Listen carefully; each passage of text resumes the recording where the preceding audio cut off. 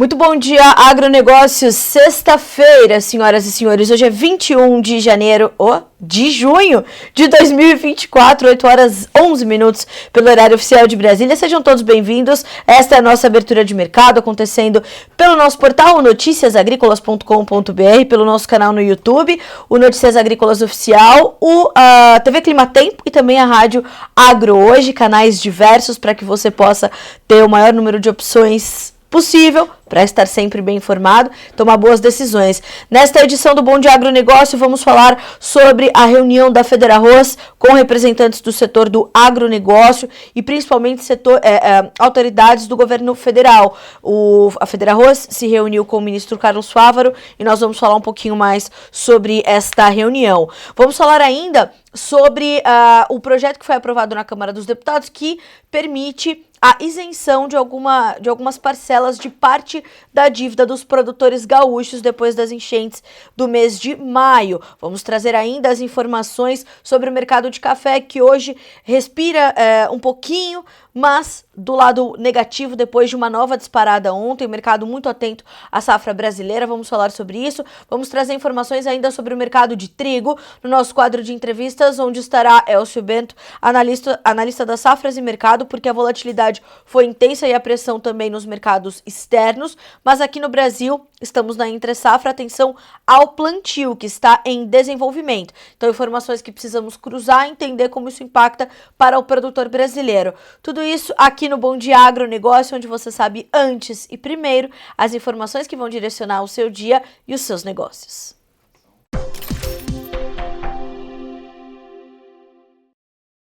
Direto para os preços, para as bolsas internacionais que já estão em funcionamento, nós checamos a Bolsa de Chicago para início. Soja subindo, 11 dólares e 63 centos por bushel no contrato julho, são 0,7% de alta agora. 0,5% de ganho para o milho, 4 dólares e 42 centos neste momento, subindo, como eu disse, 0,5%. O trigo, 0,4% de alta para 5 dólares e 75 centavos. Percebam que hoje sobem todos os grãos, inclusive o trigo, que veio recuando bastante durante a semana. Ainda na Bolsa de Chicago, nós temos também alta para o farelo de soja, 0,4% de ganho, 341 dólares e 70 centos por tonelada curta. Já o óleo de soja, este cai 0,5% de queda para 44 centos mais 15 por libra-peso. Para a Bolsa de Nova York, o café, que acabei de dizer que cedia um pouquinho, voltou a subir, 0,6% de alta, 2 dólares e 31 por libra-peso neste momento. Bolsa de Nova York, café arábica. Açúcar, 18 mais 98 por libra, 0,5% de alta, o mercado também virou para o açúcar, recuava. O algodão, este mantém-se em campo negativo, cai 0,5% agora para 72 centos mais 27 por libra-peso. O petróleo, trabalhando em campo negativo para WTI e para o Brent. O WTI tem uma baixa agora de 0,2%, 81 dólares e 14 centavos por barril. O Brent, este refletindo o quadro global de oferta e demanda de forma mais fiel, 85 dólares e 55 centavos, uma baixa também de 0,2%. Gás natural, 2,2% de queda, segue bastante intenso este mercado de gás natural. O ouro tem uma leve alta de 0,4%, já a prata e o cobre, ainda nas commodities metálicas, recuam. 1% de baixa na prata, 1,3% de queda no cobre. Então, dia negativo para praticamente todas as commodities, em especial, então, gás natural e petróleo, né, as energéticas, as metálicas, à exceção do ouro, também cedem, e as soft commodities bambeando em Nova York. Quem hoje tem um movimento mais positivo são os grãos, portanto, negociados na Bolsa de Chicago. Dólar Index, vamos checar também, importante monitorarmos. Temos uma alta de 0,2%, são 105.447 pontos agora. Os índices acionários americanos trabalham em campo misto, sem trazer uma direção bastante clara. Então, estamos também monitorando, estamos de olho. Vejamos também como o dólar retoma os seus negócios. Ontem, A moeda americana chegou a flertar com 5,50, subiu muito agressivamente durante o dia, segundo os especialistas, muito aliado ali às últimas declarações de Lula. Segundo os especialistas, os analistas de mercado e tudo mais, o Lula acabou minando o efeito Copom ao trazer a manutenção da taxa de juros básica, a Selic, em 10,5%. As reclamações constantes de Lula sobre o Banco Central, elas acabaram minando esse efeito da manutenção da Selic, e o dólar voltou a subir, se aproximou de 5,50 e testou inclusive o mais alto nível desde julho de 2022. Ele mais uma vez, o presidente da República mais uma vez lamentou a manutenção da taxa Selic e questionou a autonomia do Banco Central, dizendo assim, mas para quem que ele quer ser autônomo? Por que quer ser autônomo? Quer trabalhar para quem, o Roberto Campos Neto? Continua, né? Essas críticas infundadas do presidente Lula ao presidente do Banco Central. 8h16 pelo horário oficial de Brasília. Checamos os preços? Vamos checar as manchetes, hora das nossas notícias da manhã.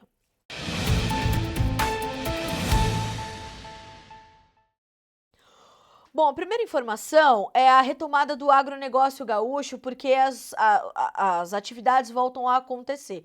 Graças a Deus. Ontem a Emater, ela trouxe novas informações sobre o plantio do trigo, de outras culturas de inverno e também da colheita da soja. Sobre o trigo, a Emater informa que a semeadura foi impulsionada pelas condições melhores de tempo seco e as temperaturas elevadas para a estação, resultando em uma significativa expansão da área cultivada. De acordo com o informativo conjuntural da Emater, divulgado no final do dia de ontem, as chuvas nos últimos períodos em volumes moderados na maior parte do estado facilitaram o processo de emergência das lavouras de trigo recém-semeadas.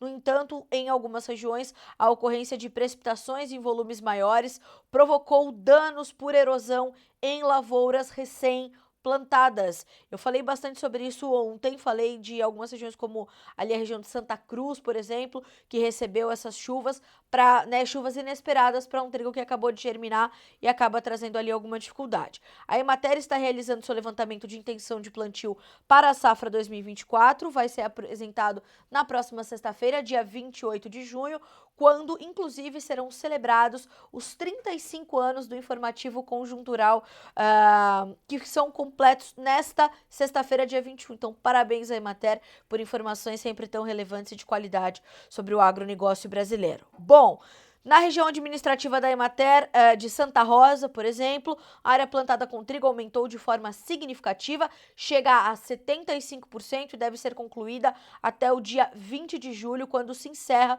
o período recomendado pelo zoneamento agrícola de risco climático. No entanto, há relatos de baixa disponibilidade de sementes no comércio local. Além disso, muitas sementes da safra anterior armazenadas pelos produtores apresentam baixa taxa de germinação em vigor, isso porque tivemos duros problemas na última temporada de trigo cultivada no Brasil, em especial no Rio Grande do Sul e no Paraná.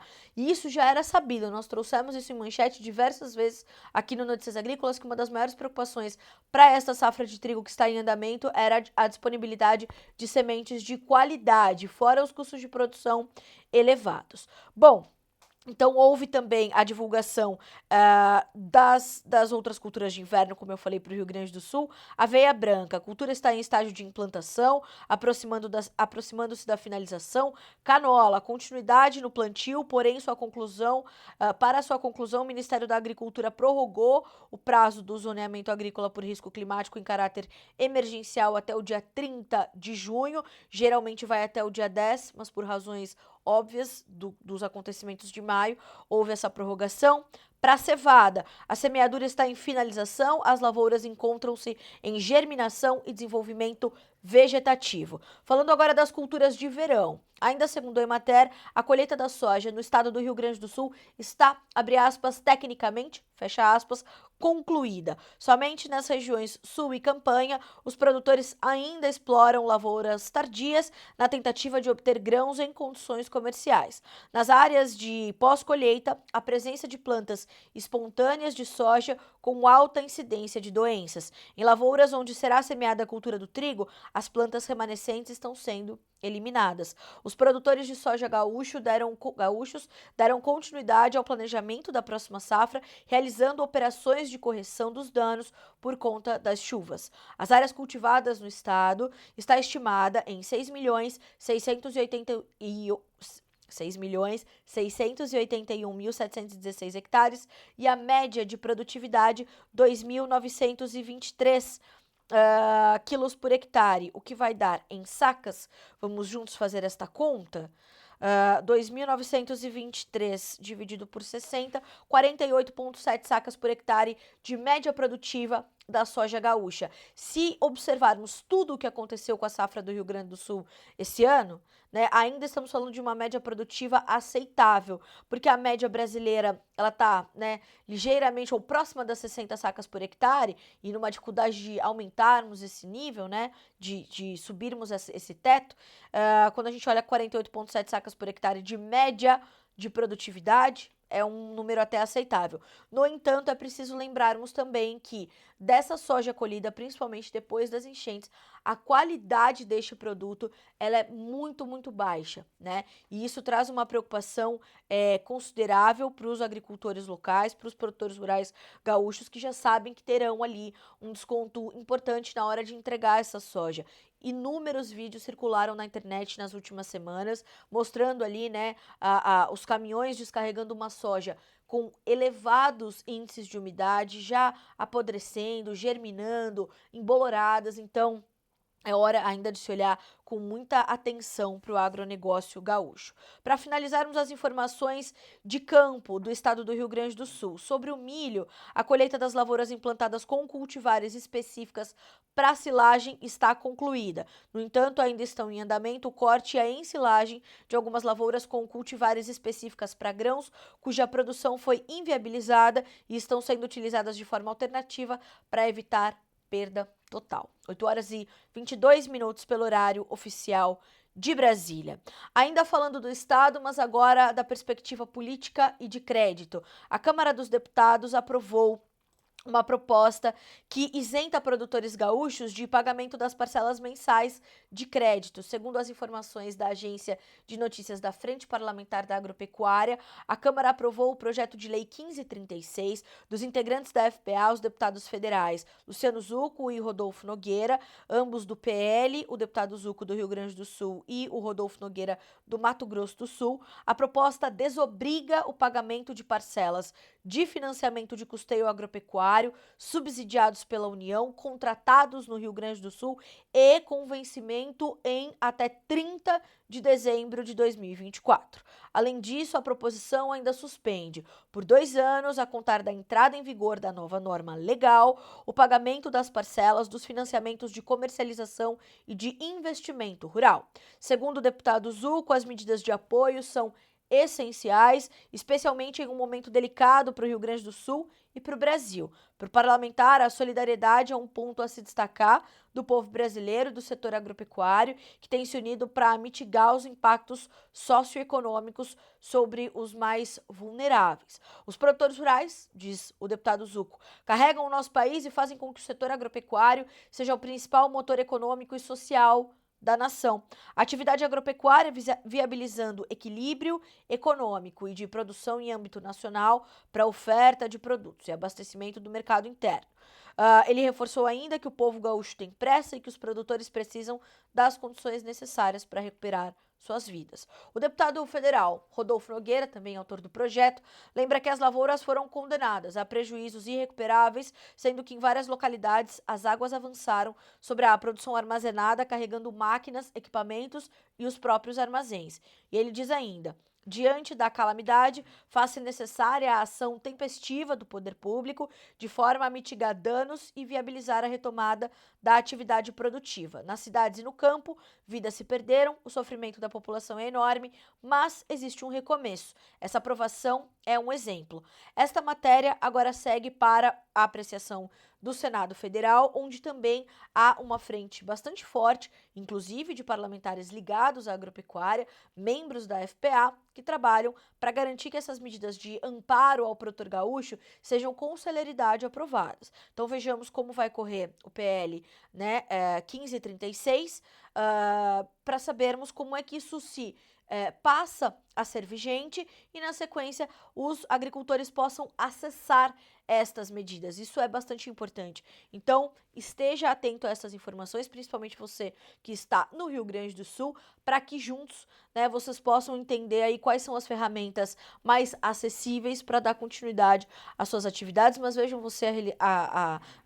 vejam vocês a resiliência do povo gaúcho, que ainda com tudo isso em trâmite, tudo isso em apreciação no Congresso Nacional, pelo prazo normal das coisas, as novas safras já estão acontecendo, os trabalhos de campo já foram retomados, né? Então, é a resiliência do povo gaúcho, mais uma vez, bastante clara e representada no campo. 8 horas e 26 minutos, pelo horário oficial de Brasília. Seguimos aqui com as nossas notícias da manhã e ainda falando sobre as condições ali de mercado, mas agora falando um pouquinho do mercado cafeeiro. Essa semana foi mais uma semana intensa para o mercado, foi mais uma semana de bastante volatilidade para os preços e ontem o mercado voltou a se preocupar, voltou não, né?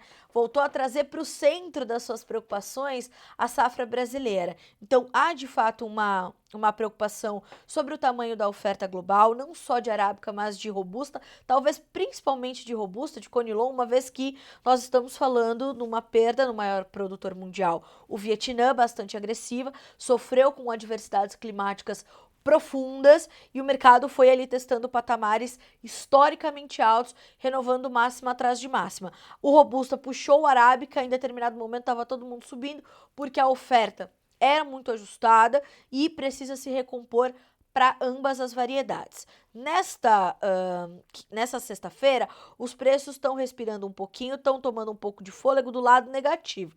Então, os preços, na verdade, os preços do café voltaram a subir, né? Apenas o contrato julho, que vai caminhando aí para sua reta final, perde um pouquinho, 0,07% de baixa para 2 dólares e 30 mais 10 por libra peso. Agora os demais contratos, os demais vencimentos, esses já operam em campo positivo. Testaram o lado negativo da tabela, mas voltaram a subir. Tanto na Bolsa de Nova York para o Arábica, quanto Londres para o Robusta. O setembro para o Arábica em Nova York, 2 dólares e 31 mais 5 por libra peso, 0,3% de alta. O dezembro, 2 dólares e 28 mais 90, 0,2% de avanço. O março, 2 dólares e 27 mais 5 por libra peso. Ontem, o analista de mercado Vicente Zotti deu entrevista ao Notícias Agrícolas falando sobre este mercado, deu mais detalhes e afirma que a sua consultoria, a Pine Agronegócios, estima 28 sacas por hectare no Arábica e 55 para o Conilon. O mercado mantém-se com preços firmes e ontem chegou a subir mais de 3% o Arábica na Bolsa de Nova York, ainda se encerrando acima de 2 dólares e 30 por libra peso.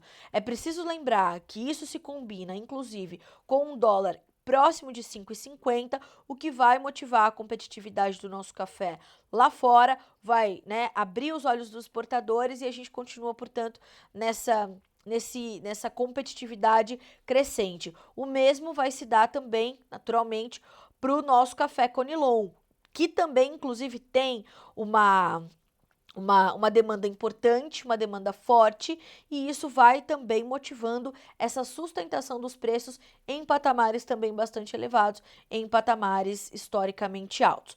Quando a gente olha para a colheita brasileira, ela está um tiquinho antecipada, nada muito fora da média. A região da Cochupé já tem perto de 30% de área colhida, uma peneira abaixo da média, segundo informações que foram trazidas pelo presidente da cooperativa, seu Carlos Augusto Rodrigues de Mello, que deu entrevista também ao Notícias Agrícolas direto do Encontro Nacional das Cooperativas Agropecuárias, acontecido aqui em Campinas nesta semana. Então, Cochupé olhando para essa situação.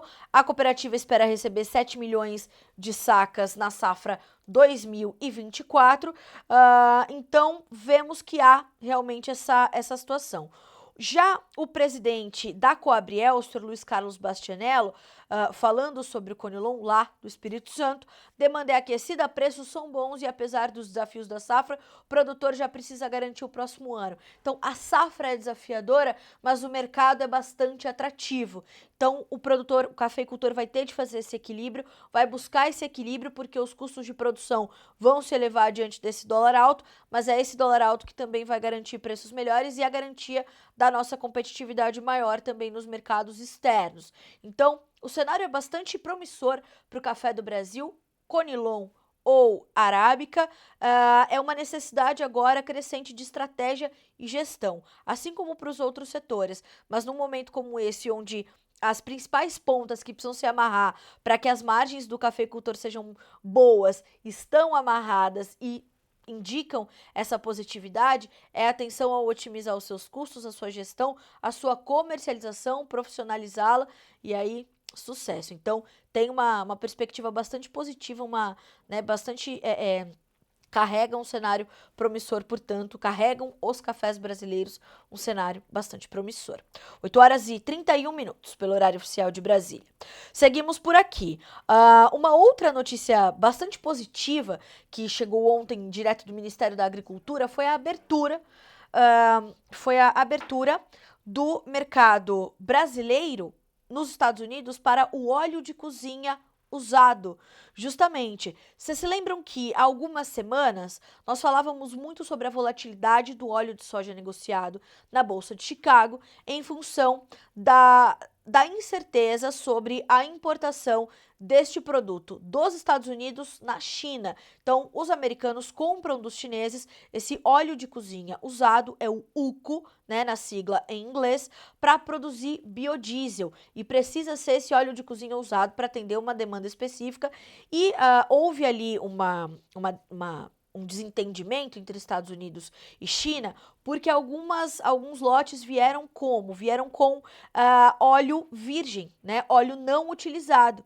E isso foi ali motivo de desentendimento e tudo mais, inclusive uma reavaliação da tarifação pelo governo de Joe Biden da importação desse produto. O óleo subiu bastante na Bolsa de Chicago, porque com a sinalização de uma possível importação mais cara, a demanda interna nos Estados Unidos poderia subir. Agora, quem vai poder exportar esse produto para os Estados Unidos é o Brasil. E a demanda pelo óleo de cozinha utilizado, ela é bastante grande e ela está em crescimento porque os Estados Unidos estão com uma agenda muito focada nos biocombustíveis. Veja só, o Brasil poderá exportar óleo de cozinha usado para os Estados Unidos, segundo informaram em nota conjunta o Ministério da Agricultura e o Ministério das Relações Exteriores. A aprovação sanitária das autoridades norte-americanas foi recebida pelo governo brasileiro nesta quinta-feira, ontem. O UCO, resíduo de óleos e gorduras vegetais usados em cozinhas e frituras na indústria alimentícia, é aproveitado como matéria-prima para biocombustíveis,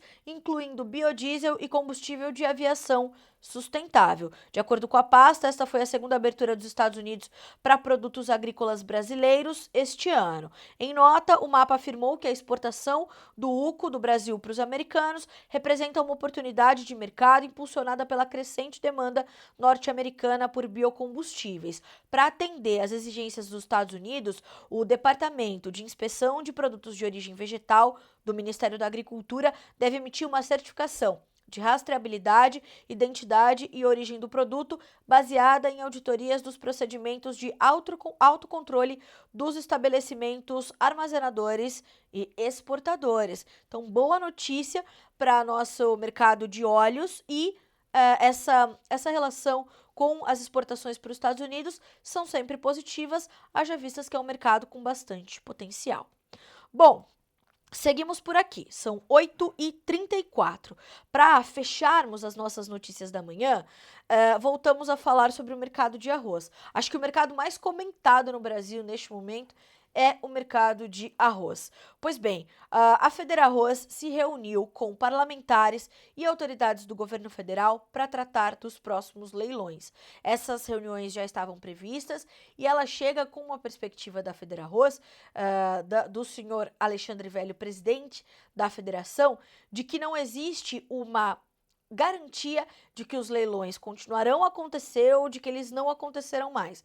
Ele disse, não existe hoje uma garantia de que vai acontecer o leilão ou de que não vai. O governo abriu um canal de diálogo com o setor produtivo e nos pediu que apresentasse uma proposta alternativa da cadeia para garantir renda ao produtor e também abastecimento. Segundo ele, o governo quer equilíbrio de mercado.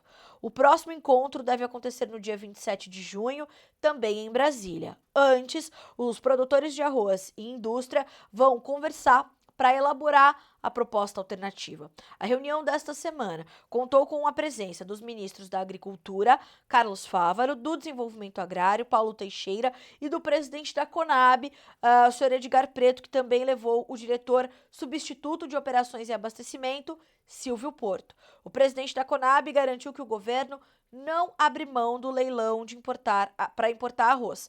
Para jornalistas, na saída da reunião, Edgar Preto diz que, abre aspas, o edital está praticamente pronto e os ajustes foram feitos. No entanto, o governo vai esperar a proposta do setor para definir a data e o volume que deve ser ofertado.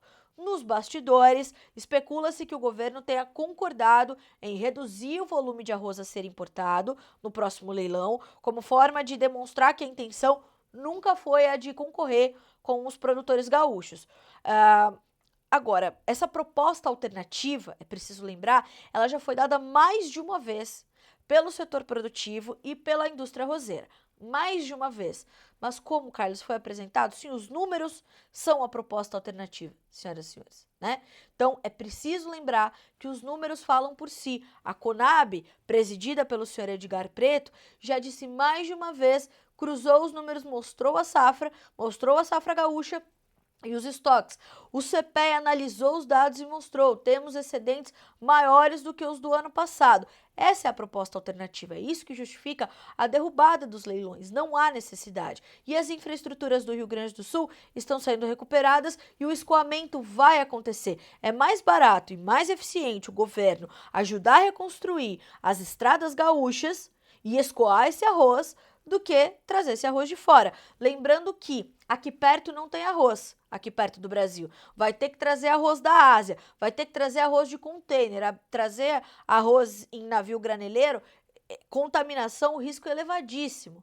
Tudo isso foi questionado ao governo federal. Não tivemos uma resposta. E me admira não ter participado desta reunião o ministro Alexandre Padilha, que, né, participou das demais decisões, né, e também o ministro Rui Costa, da Casa Civil, que, segundo Neri Geller, segundo o ministro Fávaro, foram ali, foi a instituição responsável pelas definições do leilão. Então, temos de olho, estamos acompanhando, estamos de olho. Bom, essas são as informações, portanto, dessa última reunião da Federarroz com os ministros, portanto.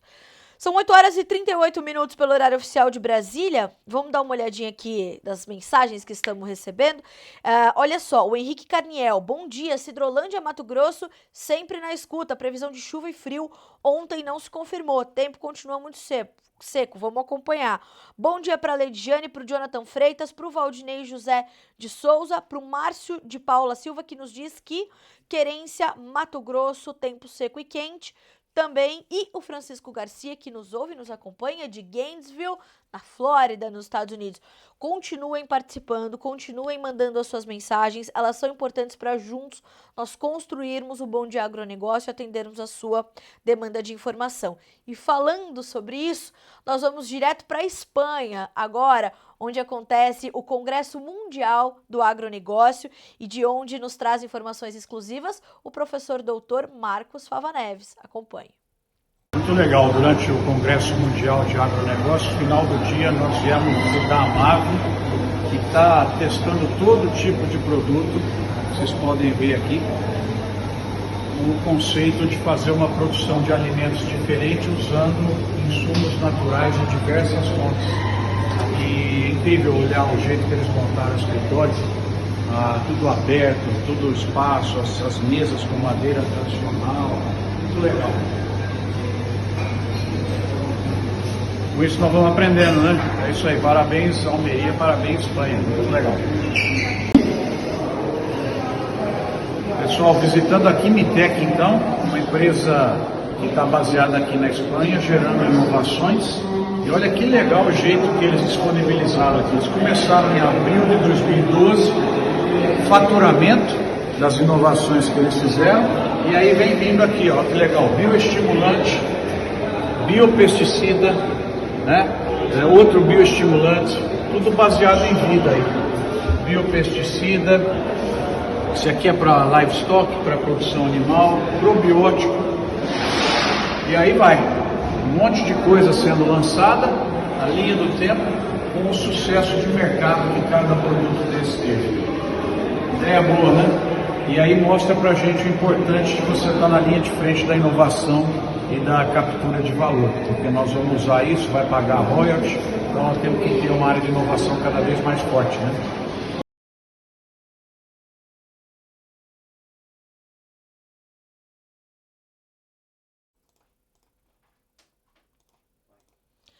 Bom, e essa informação do professor Fava Neves, ela chega com uma outra boa notícia para o Brasil. Foi anunciado ontem lá em Almeria, na Espanha, onde acontece esta edição do Congresso Mundial do Agronegócio, que o Brasil será palco da próxima edição, a 35ª deste evento que foi criado pelo senhor Ray Goldberg de Harvard.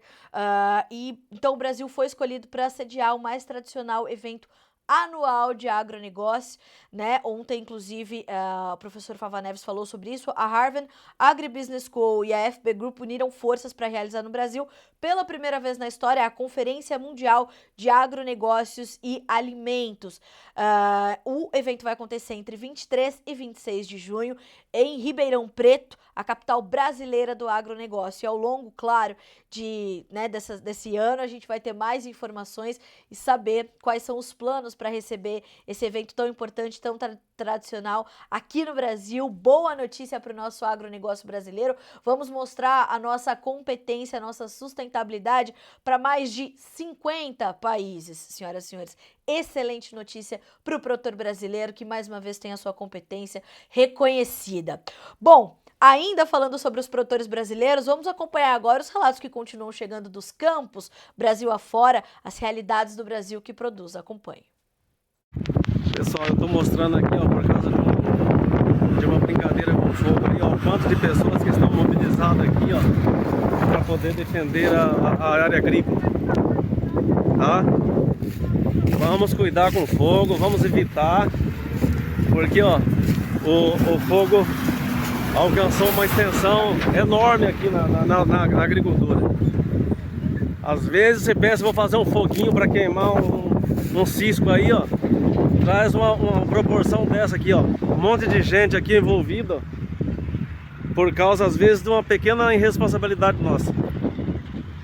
Tá?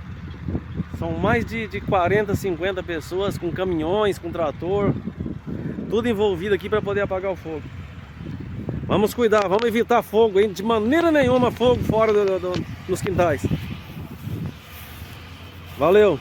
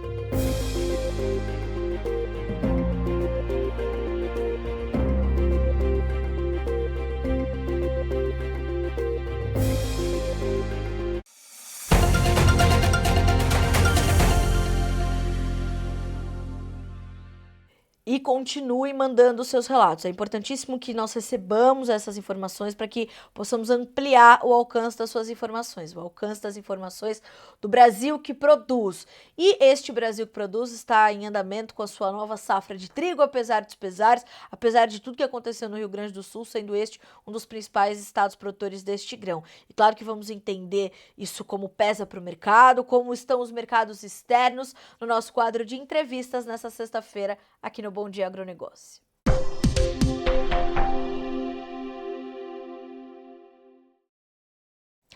Para nos ajudar nessa análise e fazer um balanço semanal conosco deste mercado, que esteve bastante volátil nos últimos dias, Elcio Bento, analista das safras e mercado, já nos faz companhia nessa sexta-feira. Bom dia, meu amigo, seja bem-vindo. É sempre um prazer recebê-lo. Bom dia, Carla. Bom dia a todos. Prazer sempre é meu. Muito obrigada. Elcio Bento, começou o plantio do trigo. Como é que você está avaliando esse início de semeadura, uma nova safra que, claro, carrega bastante incerteza, bastante insegurança, mas também bastante coragem dos produtores, principalmente gaúchos, não? Exato. Um produtor que está acostumado à diversidade, né? O Rio Grande do Sul é, costumeiramente, uma região em que o clima pesa bastante. E esse ano começou complicado, a gente teve toda aquela situação catastrófica aqui no estado, e as regiões produtoras tiveram os solos devastados, né? Muita erosão. Então, a primeira necessidade foi o produtor recuperar esses solos. E há ainda grandes dificuldades, porque as chuvas ainda continuam ocorrendo. Semana passada, quando teve um clima mais seco, o plantio avançou bastante. Essa semana já voltou a chover. Hoje, inclusive, aqui em Porto Alegre está chovendo bastante. Então, a gente tem uma situação de atraso do plantio. E não é só aqui no Rio Grande do Sul, Carla, a gente está começando uma safra complicada.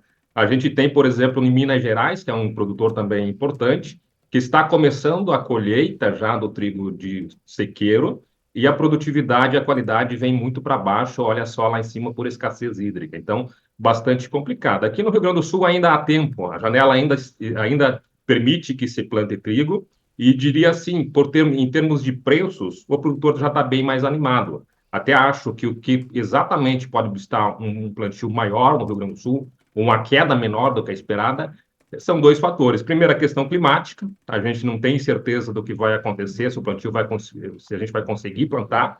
E o segundo seria a escassez de sementes. A gente teve reporte semana passada de muito produtor indo atrás de semente e com boas perspectivas, porque se espera, pelo menos, que em um ano de laninha, como é o que se encaminha para o segundo semestre, tenha esse clima melhor. Mas até agora a gente está tendo um início, uma reversão para a laninha, que não tem nada de cara de laninha, muita chuva, e essa hoje é a principal preocupação no campo. Agora, Elcio, isso essas preocupações, elas já se refletem em problemas ou ainda é cedo para trazer essa perspectiva? A gente ainda vai ter que ver a safra se desenhar um pouco mais, avançar um pouco mais para a gente entender os primeiros potenciais que ela vai exibir. É um problema. A questão é que ainda é possível reverter esse problema dentro da janela de tempo que tem. A gente começa a ter um problema efetivamente se essa safra de trigo atrasa, se o plantio é inviabilizado dentro da janela, que o produtor comece a ver, olhar para frente e ver que vai comprometer a safra da soja, vai atrasar a safra da soja. Um plantio mais tardio do trigo levaria a colheita mais para frente e impediria o plantio da soja dentro do espaço perfeito. E aí o produtor poderia optar pela aquela cultura que efetivamente dá mais lucro. Uma questão que a gente tem visto é que muita gente não vai plantar o milho safra.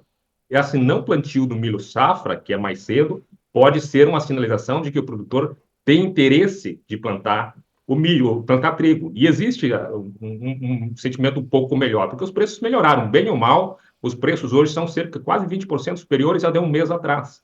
Então dá um incentivo. O problema exatamente é climático e escassez de semente. Todo o resto leva para o produtor o plantio. A gente sabe da resiliência do produtor gaúcho e normalmente ele aposta no trigo. A gente tem uma perspectiva de mercado que não é tão boa, mas se tiver clima, o produtor vai plantar, nem que seja simplesmente para colocar uma cobertura de terra que permita alguma renda de inverno durante o inverno. Elcio, faz sentido para você esse comportamento diante do que tivemos na última safra, diante de toda essas adversidades que ele vem enfrentando. Faz sentido esse movimento para ti ou isso está muito atrelado principalmente a tudo que nós temos visto no mercado externo? Como é que se justifica esse interesse maior por fazer trigo nessa nova safra? Eu diria assim, não é um interesse maior que o do ano passado. A gente está vendo uma redução da safra em relação à safra anterior, e isso foi porque o produtor olha pela janela, pelo retrovisor, e sabe que teve uma safra muito complicada. Uma safra que produziu muito pouco mesmo aqui no Rio Grande do Sul, e que os preços, durante praticamente toda a comercialização, agora o preço está mais alto, mas o produtor já está olhando para frente, porque já tem praticamente mais de 90% da safra velha já foi comercializada. Então não tem muito o que fazer, esses preços já não são garantia de remuneração para esse ano, são apenas um incentivo para a próxima safra. Eu acho que faz sentido quando a gente pensa a cultura de trigo como uma cultura que é a principal, para não dizer praticamente a única cultura comercialmente viável do inverno e que pode fazer sempre uma dobradinha com a lavoura de soja. A gente sabe que a produção de trigo, a partir do momento que ele cobre o custo inerente à produção, o custo variável da produção, o restante é custo fixo que o produtor teria plantando ou não plantando trigo. Não é um ano assim de grande incentivo, de grande potencial, mas ainda tem muita coisa para acontecer. A gente tem que ficar sempre atento, e eu acho que é isso que está fazendo o preço subir agora e mudando um pouco da perspectiva do produtor para a próxima safra. É atento a variáveis como o câmbio, que voltou a operar acima de 5,40, e o mercado internacional, que está numa grande volatilidade de altos e baixos, mas quando a gente para e olha os fundamentos em si, para a próxima temporada, em termos globais, eles sinalizam para preços mais firmes do que a gente viu no final da temporada passada. E esses fundamentos estão atrelados a uma oferta que acaba ficando também bastante ameaçada por algumas adversidades climáticas em regiões importantes de produção nesse momento, Elcio? Basicamente, esse é o suporte fundamental. A gente vinha de uma safra passada, de meados de julho de 2023 até abril de 2024, os preços só caíram. Foi uma queda de mais de 30%, quase 40%. A gente pega referências de Rússia, de Chicago, Kansas, despencaram. E num curto espaço de tempo, que vai de abril até o final de maio, esses preços voltaram a subir, subiram quase 30%. E agora, mais recentemente, Chicago e Kansas, principalmente, engataram uma nova tendência de baixa que a gente vem sentindo. Inclusive, essa tendência de baixa começa a pesar na formação de preço aqui no Brasil, porque hoje trigo de Kansas em muitas regiões do Brasil já é mais barato em relação ao argentino. Não quer dizer que já vai começar a vir trigo norte-americano para o Brasil imediatamente, mas simplesmente o fato de ter uma opção argentina de qualidade até superior e é o mesmo preço, começa a fazer com que os preços da Argentina também não subam mais. Mas colocando só para colocar a resposta do que está acontecendo no cenário global, são quebras importantes na Rússia, na Ucrânia, União Europeia, a própria Alemanha, que é a segunda maior produtora da União Europeia, divulgou ontem uma quebra de safra de 5%, a França vem sofrendo. Na Rússia, a gente teve uma situação de geada muito forte durante o inverno, agora teve alguma recuperação climática, e isso pode trazer um incentivo para a safra de primavera, que é menor, mas existe na Rússia. Então, o mercado começou a devolver um pouco dessa alta que vinha em cima desses fatores fundamentais de mercado de clima, que é gerado por volatilidade, e agora, recentemente, com os Estados Unidos já indo para 30% da colheita da safra de inverno, essa pressão sazonal de ingresso de safra, uma sinalização de que a safra norte-americana será melhor do que o ano passado, tudo isso vem achatando os preços nesse momento. Mas ainda eu reitero que eu percebo que, se a gente olhar os fundamentos, se os números que estão dados forem confirmados no mercado internacional, a gente deve ter um cenário de preços internacionais superiores aos do final do ano passado. É sempre importante a gente lembrar que o mercado exagerou na alta na guerra da Ucrânia, depois acomodou, lateralizou e tem uma força a partir dessa lateralização mais embaixo para, ao longo do ano comercial, ter preços superiores a esse finalzinho de safra que tinha esse processo de ajuste de preços em relação ao exagero que nós tivemos depois do início da invasão russa à Ucrânia. Elcio, a oferta está se desenhando, certo? A nova safra está chegando, temos a colheita americana em andamento, algumas outras regiões também desenhando a sua oferta, aqui no Brasil a mesma coisa. Do outro lado, do lado dos compradores, como é que está a demanda global por trigo? E aí, depois, afunilando um pouquinho a pergunta, como é que essa demanda acontece também aqui no Brasil? Perfeito. No âmbito global, trigo, na verdade, assim como é o arroz e outras culturas de base da alimentação humana, ela tem variáveis, tem uma demanda, especialmente na alimentação humana, que ela é muito estável. A gente vê ao longo dos anos uma oferta que oscila muito e um consumo que sobe de forma linear. Essa oferta, hora supera o consumo, hora é abaixo do consumo, e assim se desenham os preços. No caso do trigo, o que influencia muito em termos globais é o preço, ou melhor, o consumo de trigo para ração animal. É como se fosse um amortecedor desse abastecimento global. O que aconteceu recentemente foi que o trigo voltou a subir muito em relação ao milho. Ficou caro em relação ao milho. Então, esse trigo que normalmente compete com o milho para ração, esse trigo feed, ele pode ter uma redução da demanda desse volume, são mais de 150 milhões de toneladas em termos globais. Então, em se reduzindo esse consumo de feed, sobra mais trigo milling, mais trigo para moagem, e isso acaba equilibrando os preços, sempre olhando para o mercado de milho como um fator também que influencia a demanda do trigo. Em termos globais, então, a demanda nos grandes consumidores de farinha não tem muito o que mudar, tem um consumo que se repete ano a ano. A gente tem a questão da Índia, por exemplo, que é o segundo maior produtor e já está abrindo para importações, porque pode faltar trigo durante a entre-safra. Então, tem toda essa questão que vai se reequilibrando.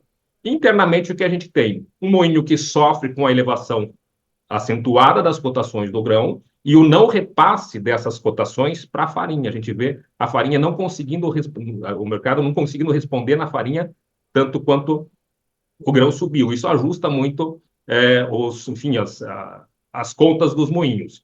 O que nós temos nesse momento? O produtor que sabe que tem pouco trigo, sabe que o custo de importação, especialmente com esse dólar a 5,40, fica mais alto e está na defensiva. E o moinho que, aquele que ainda não está abastecido, está indo ao mercado comprando da mão para a boca, e quem precisa, efetivamente, quem não precisa, está aguardando. Está aguardando que se desenhe uma situação, talvez no hemisfério norte, que possibilite uma queda das cotações internacionais ainda e favoreça alguma exportação, qualquer movimentação no dólar, ou então vai seguindo conforme a demanda, para a demanda imediata, até que chegue a próxima safra, e aí torça para que a nossa próxima safra seja uma safra, como a gente espera também, de boa qualidade e com bom volume. Elcio, por que essa dificuldade dos moinhos em repassar esses custos mais altos para a farinha? Aí vem na questão mesmo da demanda, uma disputa muito forte no varejo. A gente tem disputa, por exemplo, de farinha argentina, que chega barata, 10% da nossa demanda, mas o pessoal costuma dizer que a farinha argentina, a farinha importada aqui da Argentina, costuma fazer o efeito mosquito, que não é grande, mas incomoda, então evita um pouco desse repasse. E o restante mesmo a questão de renda da população, porque nós temos um custo do grão que subiu muito. É bem verdade, a gente tem que dizer que os moinhos não estão operando com grandes prejuízos, mas são obrigados a reduzir as suas margens, porque moinho tem um custo de trigo, tem outros custos fixos, e quanto mais pesa esse custo do trigo, mais dificuldade ele tem de fechar a sua conta. Normalmente, o que acontece é que quando o preço do trigo está mais alto, os moinhos conseguem ter melhores rentabilidades. Por quê? Porque o custo fixo dele continua o mesmo e o custo variável lá da produção da farinha, normalmente do grão, ele consegue passar para a farinha. Este ano, talvez também por questões de renda, a gente sabe que tem um controle muito de perto de qualquer produto que possa ter oscilações mais expressivas em termos de consumidor e que pese na inflação, mas a gente vê que não há uma facilidade. Algum repasse está acontecendo, mas ainda não integralmente. E especialmente esses boinhos que estão no sul, Santa Catarina e Rio Grande do Sul, não tiveram a oferta interna, tiveram que buscar trigo no mercado internacional. E aí sim um trigo mais caro, e por isso a gente teve essa dificuldade. Elcio, a logística ainda é um problema nesse momento, não só por conta do Rio Grande do Sul, mas a gente tem outros problemas também, né, logísticos no Brasil, dificultando ali esse fluxo dos grãos. A logística é um problema para o mercado de trigo nesse momento, internamente? Eu diria que internamente não, porque é um momento de morosidade. Não tem muito trigo para ser escoado. A logística do trigo pesa muito, principalmente no momento da colheita. A gente tem, por exemplo, o ano passado, a gente tem um exemplo muito claro disso. Nós tínhamos trigo paranaense sendo colhido, os preços estavam lá embaixo, o preço do Paraná era o mais barato, poderia ser comprado em qualquer região do mundo, porque era o mais barato do mundo, mas simplesmente não conseguia sair, porque o Porto de Paranaguá estava saturado pela saída de soja, estava chovendo, não tinha essa complicação. Também a gente vê internamente, quando tem essa colheita, o pessoal está com trigo e tem colheita de soja, simplesmente não tem frota de caminhão disponível para o trigo, o produtor, por outro lado, precisa vender porque precisa liberar espaço para acomodar a safra de verão, é obrigado a vender mais baixo, Diria assim que logística e armazenagem para o trigo, assim como toda a agricultura brasileira, são dois gargalos assim que limitam muito o nosso potencial aqui internamente. Elcio, para o produtor que está nos acompanhando e está dando sequência aí à sua nova safra, qual a sua principal orientação e os seus pontos de alerta aí para estas próximas semanas, diante dessa volatilidade ainda muito presente no mercado externo e desse mercado se ajustando aqui internamente no Brasil? Eu acho que o momento de preços ele está sinalizando positivo. Tem aquelas questões que a gente, infelizmente, não consegue controlar, que é a questão climática no sul, no Cerrado, trazendo as suas dificuldades. Mas em termos de comercialização, a gente tem visto, por exemplo, no Rio Grande do Sul, safra nova já indicada no FOB interior em torno de 1.300. Para quem tem uma cotação hoje, um interesse de venda de safra 1.600, de safra velha, ainda parece um pouco desanimador. Mas é importante ficar atento a esses preços de safra nova que estão fechando aí num patamar que não é o melhor patamar, aquele patamar que todos esperavam, mas é um preço no qual foi comercializado toda a safra velha, praticamente em torno de 1.300. Se a gente ficar atento ao mercado internacional, a gente vê a Bolsa de Rosário esse ano, agora recentemente, semana passada, divulgou um número de safra recorde para a Argentina. Seriam colhidos 21 milhões de toneladas, de acordo com o potencial. Então, vem trigo barato da Argentina mais adiante. Então, barato também vai depender do mercado internacional, mas vai ter essa oferta. Se a gente tiver uma necessidade interna de produzir e vender para o mercado internacional, é importante fazer alguma coisa de safra nova. Não apostar todos os ovos nessa cesta, mas começar a pensar na safra nova de forma muito concentrada, porque essa pressão lá fora, lá à frente, pode fazer com que os preços venham para baixo. Por enquanto, é comercializar de forma o que tem agora, a gente tem uma clareza de alta para as cotações. Rio Grande do Sul, por exemplo, só colhe em outubro, então até lá tem pouco trigo e quem tiver trigo de boa qualidade para vender de safra velha vai conseguir preços ainda possivelmente com algum espaço para alta. Elcio Bento, quero muito te agradecer por encerrar a semana conosco aqui no Bom Dia Agronegócio. É sempre uma alegria para nós receber aqui as suas análises, sempre muito completas. E continuamos de portas sempre abertas para ti, para o time das safras. E já te esperando para as próximas conversas, meu amigo. Muito obrigado. Gratidão sempre, Carlos. Um abraço a todos. Precisando da gente, é só chamar. Muito obrigada. Um abraço para você. Bom final de semana, meu amigo. Até mais. Até mais. Até mais. Elcio Bento, senhoras e senhores, Safras e Mercado, trazendo informações importantes para você para fechar essa semana do trigo.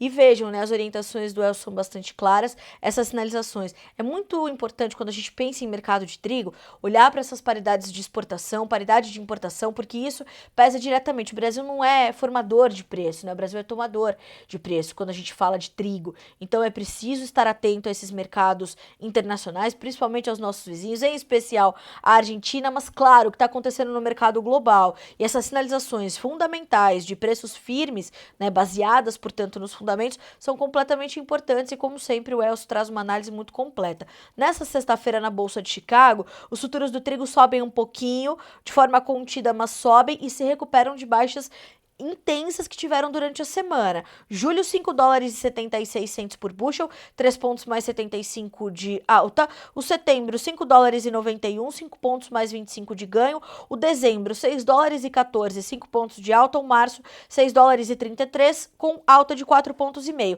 Vejam só a diferença do contrato mais próximo, o spot, o à vista, o julho, para o março 25. O março, quase, ou 90 centavos, né?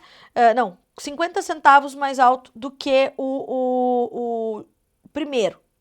É isso que mostra que traz a análise do Elcio Bento. Então, mais para diante, nós temos essas sinalizações dos fundamentos para preços mais altos. É positiva a sinalização para o mercado do trigo.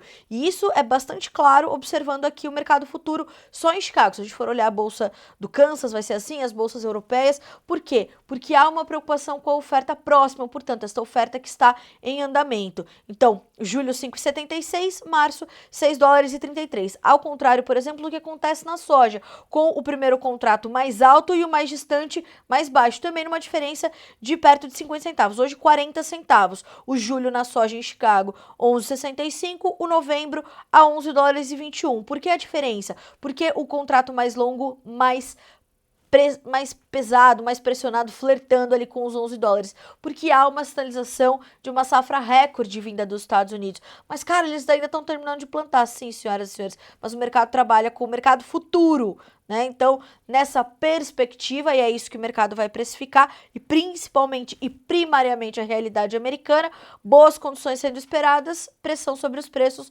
portanto. Então, há essa sinalização.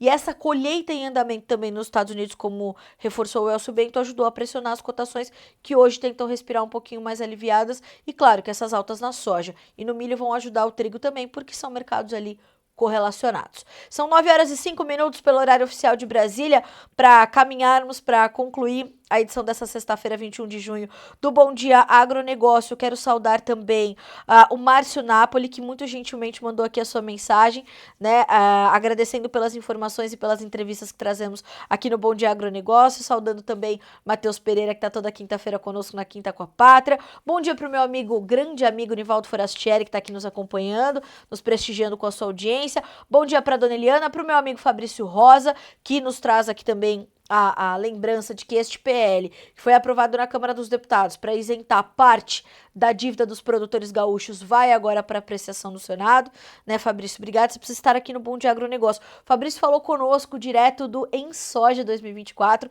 nós fizemos o Bom Dia Agronegócio de lá, né, direto do Encontro Nacional dos Sementeiros de Soja, uma oportunidade que agradecemos muito, né, estar com o Bom Dia Agronegócio, né, nesses grandes eventos do agro, é